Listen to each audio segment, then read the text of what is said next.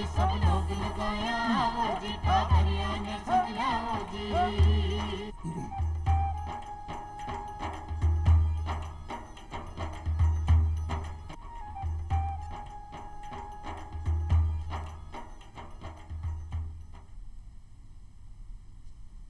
चौपाल देख बाड़ा सबला भाया और बहना ने राम राम। भायर बहना, टीबी या क्षय रोग एक अशान की बीमारी है, एक अशान को रोग है कि जी को बखत रहता इलाज न लेवा या जी के बारे में आपा बखत रहता न संभला तो जानलेवा भी साबित हो सके है। और यह अति गंभीर बीमारी है कि की गंभीरता ने देखता हुआ विश्व बिरादरी 2030 तक पूरा विश्व ने टीबी मुक्त करवा को लक्ष्य रखो है, लेकिन भारत सरकार और भारत इको लक्ष्य 2025 तक ही निर्धारण करो है।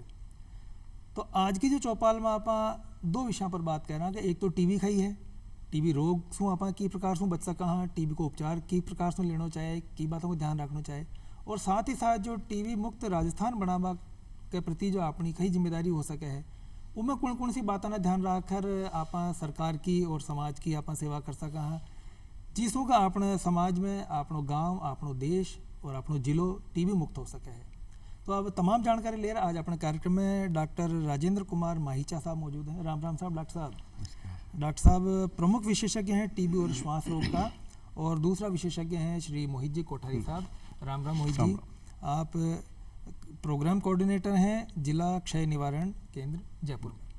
दोनों मेहमानों को बहुत बहुत स्वागत है। डॉक्टर साहब, सबसे पहले तो मैं था ही जानना चाहूँ कि आज जो टीबी रोग है, मैं तो बचपन से ही सुनता आ रही हूँ कि टीबी होगी, टीबी से वो बखत तो मृत्यु दर भी ज़्यादा होती ही, वो बखत तो यहाँ एक बात ही कि भाई टीबी हो गया तो आदमी ने जाना ही पड़ती है। हालांकि अब तो वह स्थिति कौन है, अगर बखत रहता है टीबी को इलाज लेवा तो अब तो प्राण जाबा की स्थिति तो कौन बने। तो टीबी रोग है खई आखिर, और क्यों हो जावे है, और कतरा प्रकार की हो? सबसे पहले तो सारा श्रोताओं ने गणगुरु नमस्कार। टीबी कोई दैवीय प्रकोप या आनुवंशिक बीमारी नहीं है। टीबी एक अन्य बीमारियों की तरह कीटाणु से होने वाली बीमारी है। इस कीटाणु का नाम है माइकोबैक्टीरियम ट्यूबरकुलोसिस, जिसकी खोज 1882 में डॉक्टर रॉबर्ट कॉक ने की थी। उसकी कीटाणु की खोज होने के बाद ही इसकी जो दवाइयाँ हैं उनका आविष्कार हुआ था। टीबी जो रोग है वो दो तरह के होते हैं। एक तो फेफड़ों का होता है, जो ज़्यादातर है वो फेफड़ों का होता है कि 80%, मतलब अगर 100 मरीज हैं टीबी के तो 80% फेफड़ों के ही होंगे और 20% फेफड़ों के अलावा होंगे। अच्छा, मतलब ज़्यादातर तो जो मरीज है वे फेफड़ा का ही मरीज में पाया जावे है, लेकिन शरीर का जो है बाकी हिस्सा में भी टीबी हो सके है। तो बार जो मैं पूछ रहे हो कि भाई क्यों हो जावे, इसका कुछ खास कारण है या मतलब कोई ने भी हो सके है, कोई खास वर्ग सो या मतलब जो धूम्रपान करे जिन्हें ज़्यादा हुआ है, या कोई ना भी लपेटा में ले सके? तो पहले तो मैं थाने यह बताऊँ कि जो फेफड़ा के अलावा टीबी हुआ है 20%, बी का तो फैलने का चांस बहुत कम हुआ है। और वह जहाँ दिमाग की टीबी हो जा, हड्डी की टीबी हो जा, पेट की टीबी हो जा, आंत की टीबी हो जा, कोई भी ये अपना जो बाल है, सिर का बाल और नाखून अन्य छोड़ के शरीर के कोई भी हिस्से में टीबी हो सके जी। दूसरी बात, टीबी जो बीमारी है वो जो जिनका मालन्यूट्रिशन जो कमज़ोर हैं, जो अल्कोहल या दारू का सेवन करते हैं, या जिनकी इम्यूनिटी कम हो गई हो, जैसे जिसको शुगर हो गई हो, या HIV का इन्फेक्शन हो गया हो, या फिर जो ये सिगरेट बीड़ी पीते हैं, जो नशा करते हैं, या फिर जो खाने को जो बहुत कमज़ोर है शरीर से, उनमें ही ज़्यादा टीबी होने के चांसेस रहते हैं जी। मतलब संभावना होती है जी को जिन खेवन है कि भाई रोग प्रतिरोधक क्षमता कम हाँ, है, कम हो जाए, ज़्यादा आक्रमण कर रहे हैं। बिल्कुल, वहाँ पर ज़्यादा आक्रमण हुआ है। और आपने जो इंडिया में, जो भारत में है, जो टीबी का कीटाणु तो बहुत सा लोगों में है शरीर में, लेकिन जब तक बाकी रोग प्रतिरोधक क्षमता कम नहीं हुआ है, जब तक वह टीबी वहाँ का शरीर में टीबी की बीमारी को नहीं हुआ है जी। टीबी का कीटाणु तो रहे लेकिन बीमारी को नहीं हुआ है। बीमारी जल्दी होती का आपने रोग प्रतिरोधक क्षमता कम होती जल्दी होती। मतलब था कि बात ना अगर साधारण तरीका से मैं दर्शकों के सामने रखूं तो दुश्मन तो है, लेकिन अगर आपा मजबूत हाँ तो वे दुश्मन जो टीबी का है वे आपनो कोई बिगाड़ कौन सा आप मतलब कोई नुकसान को नहीं कर सके, आप पर नहीं कर सके। मोहित जी मैं था कहने का आबो चाहूँ और था से यहाँ जानना चाहूँ कि टीबी की भारत में कई स्थिति है।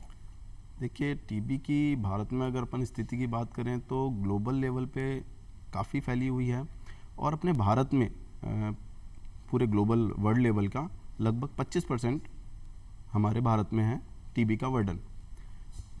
WHO विश्व स्वास्थ्य संगठनों द्वारा इसको रखा गया कि 2030 तक हम इसको ख़त्म करेंगे, लेकिन हमारे भारत में प्रधानमंत्री जी द्वारा इसको 2025 तक ख़त्म करने का लक्ष्य रखा गया है। उस लक्ष्य को रखते हुए हमने इसमें काम कर रहे हैं कि हमको वर्ल्ड से पहले हमारे भारत में इसको ख़त्म करनी है। इसके लिए बहुत सारे तरीके प्रोग्राम चल रहे हैं, कई तरीके की एक्टिविटियां हम करवा रहे हैं, जिससे कि हम इसको जो लक्ष्य रखा गया है उससे हम पहले इसको प्राप्त कर सकें जी।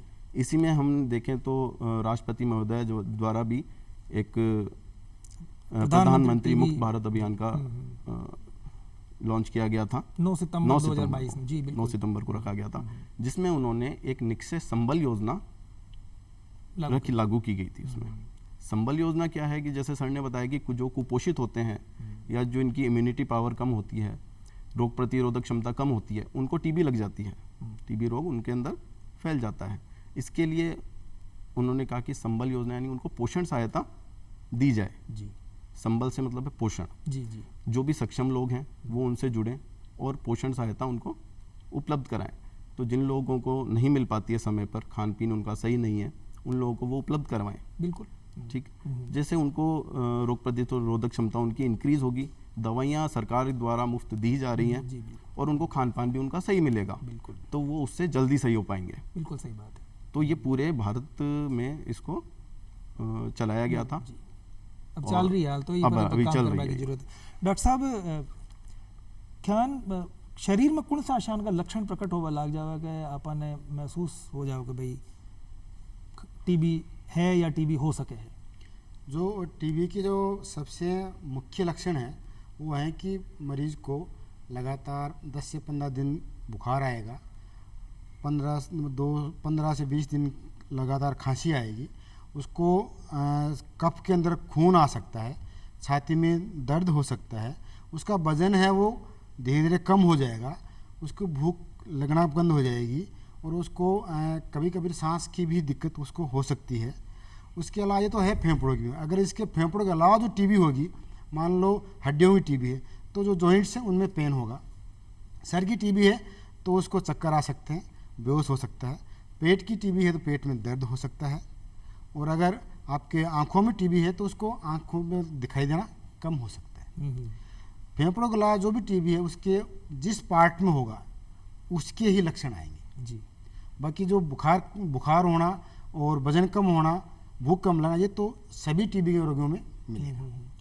डॉक्टर साहब थे बताया कि जान खांसी लंबा समय तक है और जॉइंट्स में पेन है, तो जॉइंट्स में पेन और खांसी तो एक सामान्य खांसी भी हुआ है और जॉइंट्स में पेन तो एसिडिटी के वजह भी हुआ है, तो कुछ मतलब डॉक्टरी जांच से ही सामने आवा है कि भाई टीबी है या कुछ वहाँ के सिम्टम में कुछ मरीज अपना स्तर पर भी पता कर सकते? नहीं, अपने स्तर से नहीं। जब उसको लगे भी खांसी लंबे टाइम से आ रही है, 2 से 3 सप्ताह मतलब 15 से 20 दिन ज़्यादा आ रही है, तो उसको नज़दीक के प्राथमिक स्वास्थ्य केंद्र जो होता है नज़दीक के गाँव में, वहाँ जाके डॉक्टर से मिले और अपनी जाँच कराएं।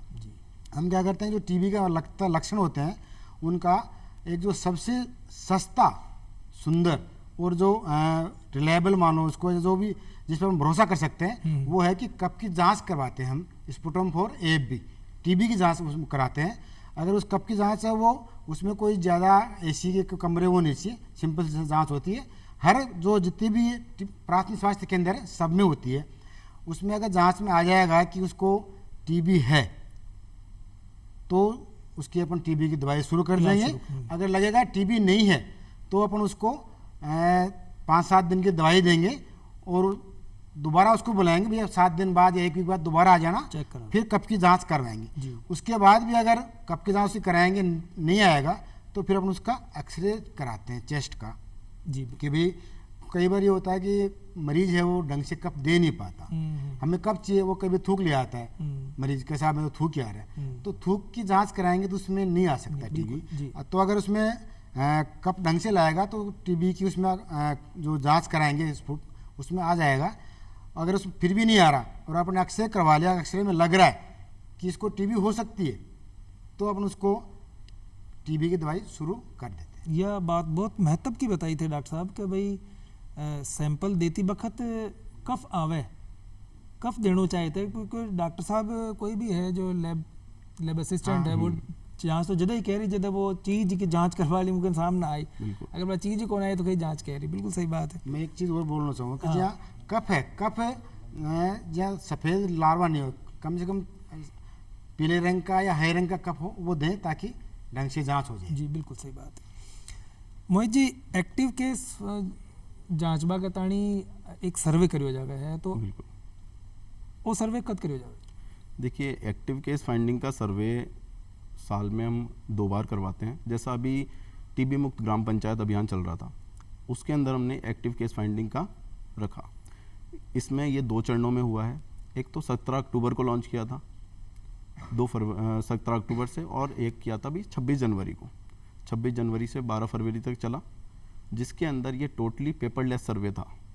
इसके अंदर आशा बहन जी, हमारी आंगनवाड़ी, हमारे कम्युनिटी वॉलेंटियर, ये सब हमारे सहयोगी होते हैं इसके अंदर, और इसके साथ साथ हमारे टीबी चैम्पियन, ये हमारे सभी सहयोगी होते हैं, ये हमारी पूरी टीम होती है। ये घर घर जा कर के सर्वे करते हैं, घर में जितने सदस्य होते हैं उनकी स्क्रीनिंग करते हैं कि क्या उनमें टीबी के कोई लक्षण हैं, उनको खांसी है, उनको बुखार है, उनको भूख नहीं लग रही, या उनके वजन में कमी है। इस तरीके के क्वेश्चन करते हैं। अगर उनमें से कोई उनको संभावित पाया जाता है तो उसको वो सलाह देते हैं कि पास की PSC CSC पर जा कर के आप अपनी कफ की जांच करवाएं। अगर वो नहीं जा सकते हैं तो वहीं पे सैंपल का एक कप दे करके कलेक्शन किया जाता है। ये इस एक्टिव केस फाइंडिंग होती है घर घर सर्वे जी, और पैसिव होती है जो वो पेशेंट खुद चल करके अपने PSC CSC पे जाता है। जी, ने खुद ने लागा कि भाई मैंने टीबी तो नहीं है। कई बार क्या होता है कि मरीज नहीं जाते, मुझे साधारण है या बताता नहीं है वो अपने किसी को, तो इसलिए हम एक्टिव केस फाइंडिंग करते हैं कि उसका परिजन उसको बता दे, बोले हाँ माँ बता दे मेरे बेटे को खांसी है, भाई वो खांस रहा है, वो बेटा PSC CSC पे नहीं जा रहा, वो कई बार कि नहीं मैं तो खांसी की दवाई ले लूँगा, सही हूँ, लेकिन उसकी माता जी हैं, उसकी पत्नी हैं, तो वहाँ पे हमारे लिए एक्टिव केस फाइंडिंग बहुत ज़रूरी है। तो हमारी आशा बहन जी, आंगनवाड़ी और ये सब लोग हमारे एज अ टीम महत्व रखते हैं इसमें। मतलब एक तो अब बात ध्यान रखनी चाहिए कि जो भी आशा बहन जी या कोई भी जो घर घर सर्वे की टीम आ रही है उन्हें पूरा सहयोग करना चाहिए। बिल्कुल, या नहीं कि भाई छुपा वाली बात को, छुपा वाली बात डॉक्टर साहब छुपा वाली बात को ना, अगर रोग है छुपावा तो अपना दूसरा ने भी हो सके, संचारी बीमारी है कि डॉक्टर साहब, या एक मनुष्य को दूसरा मिनट में हो सके क्या? एक मनुष्य से दूसरे मनुष्य में जैसे कोविड की तरह नहीं है कि भाई हाथ लगा दिया या उससे नहीं। जैसे जो टीबी का मरीज है, जब वो खांसी करता है, अगर उसने मास्क नहीं लगाया या हाथ नहीं लगाया तो खांसी करता है, तो खांसी के साथ जो थूक के कण हैं उनके द्वारा लाखों की संख्या में टीबी के जो बैक्टीरिया हैं वो हवा में फैलते हैं। तो जब वो हवा में फैलते हैं तो वो उससे किसी को भी बीमारी हो सकती है, जो वहाँ पास में जो बैठे हैं उनको किसी को भी हो सकती है। और हम ये मानते हैं कि एक टीबी का मरीज अगर उसको वो टाइम पे दवाई नहीं ले तो वो एक साल में कम से कम 20 मरीजों, नए जो स्वस्थ आदमी हैं उनमें 15 से 20 स्वस्थ आदमियों को टीबी का इन्फेक्शन कर सकता है। इसलिए जो टीबी का मरीज है वो जब भी खांसी करे तो या तो मास्क लगाए या हाथ लगाए, ताकि जो जीवाणु हैं, टीबी के जो कीटाणु हैं वो हवा में नहीं फैले। बिल्कुल सही बात है। तो डॉक्टर साहब देखो, टीबी रोग और इसकी भयावहता पर तो बात हो ही रही है, कर ही रही है। दर्शक यह जानना चाहेगा कि भाई कोई उपचार खाइए टीबी रोग रो उपचार ई टाइम है बिल्कुल सही उपचार है। अगर मरीज टीबी की दवाई लेवे पूरी जितनी डॉक्टर बतावे तो मैं यह मानूँ कि 99% मरीज ठीक हो जाए। टीबी को इलाज को जो तरीक़ों है वो जहाँ मरीज जी गांव को है बटे भी के नज़दीक जो प्राथमिक स्वास्थ्य केंद्र है बट वो जांच करवा ली कि भाई मेरे टीबी होगी, कब की जांच में आ गई कफ की जांच में नहीं आएगी तो मान लो एक्सरे से आएगी, या फिर फेफड़ा के अलावा जो अन्य टीबी है तो भी मैं अगर कोई सीटी स्कैन से आएगी या एफएनएसी से आएगी या बायोप्सी से आएगी। तो जब भी की टीबी आएगी तो जो प्राथमिक स्वास्थ्य केंद्र डॉक्टर साहब है वे भी के गाँव के नज़दीक जो भी आशा है, आशा बहन जी है, आंगनबाड़ी कार्यकर्ता या एनएम बहन जी है, बी के नाम एक कागज़ बना के बिन देवेगा कि भैया तू कागज़ ले जा, बट तेरी दवाई शुरू हो जाएगी। दवाई शुरू करने से पहले क्या हुआ कि मरीज़ की एक नंबर बनाओ, एक निक्षय आईडी नंबर बनाओ। निक्षय आईडी नंबर है वो जो भी टीबी के मरीज़ की जांच होगी बी को निक्षय आईडी नंबर बनाओ, और बी के आधार पर ही बी की सारी जो जांच है वह सारी ऑनलाइन कंप्यूटर पर होगी, और बी की दवाई भी नंबर के आधार पर ही, मतलब दवाई जहाँ कागज़ में भी लिखांगा कि दवाई देनी है, और दूसरी भी मैं कंप्यूटर में भी कि दवाई लिखनी पड़ेगी भाई कितने दिन दवाई खाई कि नहीं खाई जी। दूसरी जो अपना जो उसको पैसा भी कुछ मिलेगा उसको, उसके लिए भी उसका जो बैंक अकाउंट है वो भी निक्षय आईडी के द्वारा ही चलेगा। वो जो ट्रीटमेंट इसका पार्ट है ट्रीटमेंट का, तो मरीज दवाई जो डायग्नोज होने के बाद अपन मरीज को 6 महीने का इलाज देते हैं जी। और इलाज के 2 चरण हैं। प्रथम चरण जिसमें मरीज को 2 महीने की दवाई खिलाते हैं अपन, जिसमें एक जो गोली है उसमें 4 तरह की दवाइयाँ होती हैं, रिफाम्बिसिन, इथोम्बोटोल, पारजोनामाइड, आइसोनियाजिड। 2 महीने बाद उसकी बलगम जांच अपन कराएंगे, उसमें आएगा भी दवाई उसने लिया, बलगम जो पॉजिटिव था वो नेगेटिव हो गया, तो अपन उसका सतत चरण दूसरा है वो शुरू करेंगे। अगर उसमें लगेगा कि भाई वो वापस पॉजिटिव आ रहा है स्पुटम, इसका मतलब दवाई कम काम कर रही है, तो उसकी अपन एक नई जांच होती है जिसको हम बोलते हैं सीबी-नाट। सीबी-नाट की जांच है वो जयपुर ज़िले में अपने यहाँ टीबी क्लिनिक पे होती है, तो वो जांच कराएंगे, तो उस जांच में आ जाएगा कि जो अपन दवाई दे रहे हैं उनसे वो कारगर हैं या नहीं है। अगर उसमें आ जाएगा कारगर है तो अपन उसको जो दूसरा चरण है सतत चरण वो शुरू कर देंगे, और उसमें अगर लगेगा भी कारगर नहीं है और अगर कोई रेजिस्टेंट आ गया रिफाम्बिसिन से या आइसोनियाजिड रेजिस्टेंट आ गया तो अपन दवाई उसकी चेंज कर देंगे जी। अगर लगेगा कारगर है तो अपन उसको 4 महीने और दवाई देंगे, और जब दवाई उसकी 4 महीने पूरा बराबर खा लेगा उसके बाद अपन फिर उसकी बलगम जांच कराएंगे कि दवाई अपन ने दी मरीज पूरा ठीक हुआ या नहीं हुआ। अच्छा, अगर उसमें आ गया कि भाई नेगेटिव है, इसका मतलब दवाई मरीज ठीक हो गया, तो उसको अपन कहेंगे भैया अब तेरी दवाई पूरी हो गई तो दवाई बंद कर सकता है। लेकिन अगर उसमें पॉजिटिव आ गया तो फिर वही प्रक्रिया में दोबारा उसकी सीबी-नाट करवाएंगे। मतलब अलग अलग मरीज का ठीक होबा को वक्त अलग अलग है या कोर्स तो 2 ठीक मिनट? होगा को वक्त तो एक ही है, 6 महीना बाद ही दवाई पूरी होगी यदि ठीक होगा, लेकिन कोर्स 6 महीना को? हाँ, दवाई पूरी काम करी या नहीं करी भी अच्छा। कोई वक्त अलग अलग हो सके जी। बाकी ठीक होने का वक्त तो 6 महीना को ही है। मतलब पूरा कोर्स तो 6 महीना को ही 6 महीना को पूरा कोर्स है। बीम अगर जहाँ फेफड़ा के अलावा टीबी हो गए तो बीम आपा जहाँ दिमाग की टीबी है, हड्डियाँ की टीबी है, बीम आपा मरीज की दवा जो है सतत चरण में आपा 3 महीना से 6 महीना तक बढ़ा सका, लेकिन वो भी जो डॉक्टर साहब इलाज जो डॉक्टर साहब करे वह डॉक्टर साहब भी बतावा कि भाई ना और दवाई देनी है नहीं देनी या नहीं देनी। अगर डॉक्टर साहब मान लिख के दे देगा कि भाई की बीमारी पूरी ठीक को नहीं 3 महीना और बढ़ा दो, तो मैं भी 3 महीना और बढ़ा दूँगा, लेकिन बस फेफड़ा के टीबी के अलावा है। एक मोहित जी डॉट सेंटर और डॉट्स कार्यकर्ता का डॉट सेंटर का टीबी के इसमें बहुत महत्व है। डॉट सेंटर पे हमारा एक कार्यकर्ता होता है डॉट प्रोवाइडर, जिसको हम कहते हैं डॉट प्रोवाइडर। टीबी के मरीजों का पूरा विवरण, उसकी दवाइयाँ सब उसके अंडर में रहती है। जैसा कि सर ने बताया एक निक्षय आईडी बनती है, निक्षय आईडी बनाना, उस पर सारी एंट्रियाँ करना डॉट प्रोवाइडर का काम होता है। डॉट सेंटर पे मरीज आता है दवाई लेने के लिए। अभी जो पद्धति चल रही है वो डेली डॉट्स की चल रही है, यानी कि डेली मरीज आएगा, दवाई लेगा हमारे सुपरवाइज डोज डॉट प्रोवाइडर के सामने, ठीक है, उसकी सारी एंट्रियाँ वो करेगा। डॉट सेंटर पे के पेशेंट वाइज बॉक्स बन जाते हैं। जैसे आज एक मरीज आया, उसका एक बॉक्स बन जाएगा, उसकी दवाइयाँ सारी उसके अंदर रहेगी। दवाइयों की कोई शॉर्टेज नहीं होती कि भाई आज दवाई नहीं है, उसका बॉक्स पूरा तैयार हो जाएगा अगले 6 महीने तक का। जैसे सर ने बताया 2 महीने का और 3 महीने का जो कोर्स रहता है, 2 महीने की दवाइयाँ वो सेपरेट रख देगा उस पेशेंट की कि ये रामलाल की है। पेशेंट डेली आएगा, डेली वहाँ पे डॉट्स लेगा। अगर उसको कोई परेशानी होती है तो वो अपने डॉट प्रोवाइडर को बताएगा मुझे इस दवाई से कोई परेशानी हो रही है, तो डॉट प्रोवाइडर उनको बोलेगा कि डॉक्टर साहब से एक बार चर्चा कर लीजिए कि क्या समस्या है। अगर डॉक्टर साहब कुछ सजेशन देते हैं, दवाई चेंज करते हैं या इनको कंटिन्यू करना है तो वो उसका ध्यान रखता है। अगर वो दवाई छोड़ देता है तो आशा बहन जी से संपर्क करता है वो कि ये पेशेंट मेरे पास पिछले 2-3 दिन से नहीं आया है, क्यों नहीं आया ये?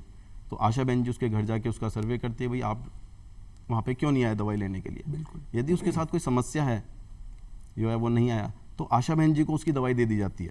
तो आशा घर बहन जी पहुंचा दे। आशा बहन जी उसके घर के पास रहती है तो उसको दवाई प्रोवाइड पहुंचाई करा जाती है, दें। जी। हमारा प्रोग्राम ये कहता है कि पेशेंट को दवाई मिलनी चाहिए, उसकी दवाई छूटनी नहीं चाहिए। अगर वो वहाँ पे आने में सक्षम नहीं है तो पास की उसकी आशा बहन जी को उसकी दवाई दे दी जाती है कि उसको दवाई समय पर मिले। बिल्कुल। और जैसे कि हम कहते हैं कि अगर कोई कामकाजी वाला आदमी है या सुबह जल्दी चला जाता है और शाम को लेट घर आता है जिससे कि पीएचसी सीएचसी बंद हो जाती है, हमारा स्टाफ नहीं मिलता, तो एक कम्युनिटी वॉलेंटियर या उसके घर में जो भी पढ़ा लिखा है उसको समझाया जाता है कि इनको ये दवाई खिलानी इस है, तरह से देनी इस है। तरीके से जी। देनी है, छूटनी नहीं चाहिए। जी। तो हमारा ये रहता है कि किसी भी प्रकार से दवाई छूटनी नहीं चाहिए, भले हमें उसको डॉट सेंटर से देनी हो, आशा बहन जी के थ्रू देनी हो या किसी कम्युनिटी वॉलेंटियर के थ्रू, उसका सारा रिकॉर्ड डॉट सेंटर पे रहता है। जी। अब डॉट सेंटर पे जैसे उसका खाता वगैरह लेना, उसका बैंक खाता रखते हैं, उसकी सारी डिटेल वो सारी डॉट सेंटर पे रहती है। एक कार्ड बनता है जिसके अंदर उसकी सारी डिटेल्स रहती है, ऑनलाइन और ऑफलाइन दोनों। मतलब डॉट सेंटर एक तरह से क्षय उन्मूलन का ताणी ही काम बिल्कुल। करवा के ताणी बनाया गया। उसका सेपरेट है, उसके लिए ही बनाया गया, उस जगह और कोई दूसरा और काम कोई नहीं दूसरा होता। काम नहीं। डॉट सेंटर पे डॉट प्रोवाइडर केवल टीबी रोगियों का ही ध्यान रखता है जी।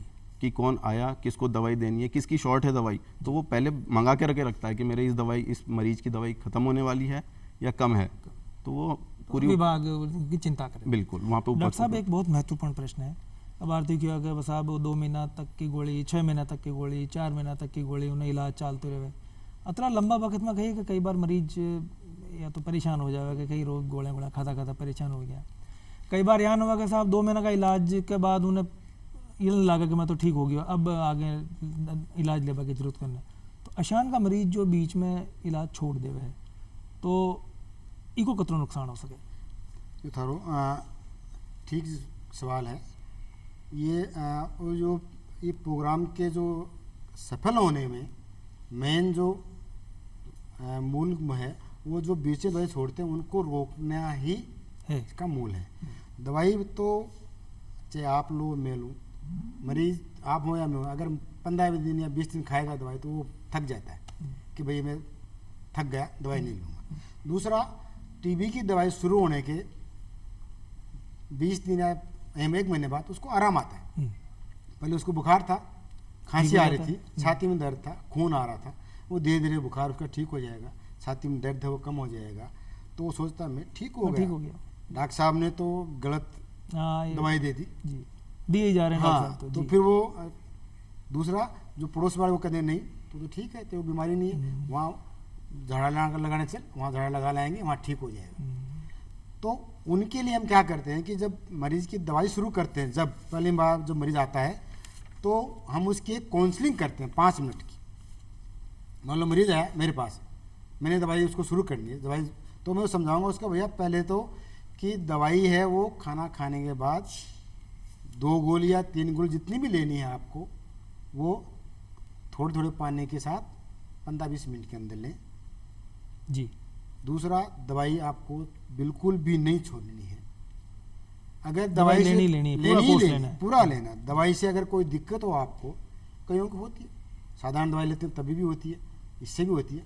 किसी को पेट में दर्द हो सकता है, किसी को भारीपन हो सकता है, किसी को उल्टी काजी होता है, हो सकती है, तो दवाई छोड़नी नहीं है आपको। उसी वक्त आपके या तो जो डॉक्टर प्रोवाइडर है उसको बोलो या नर्स बहन जी है उससे बात करो, फिर भी नहीं हो तो आप आपके डॉक्टर साहब उनसे मिल लो या हमारे पास आ जाओ। तो डॉक्टर साहब पास मिलेंगे, डॉक्टर साहब को बताएंगे भैया ये जो दवाई अपन शुरू करते हैं, शुरू में थोड़ी बहुत दिक्कत तो कोई भी दवाई लगो सबसे होती है, तो उसकी काउंसलिंग करनी है, भैया दवाई छोड़नी नहीं है, इससे 2-4 दिन बाद जब दवाई लेगा तो ये सारी चीज़ें धीरे धीरे बंद हो जाएंगी।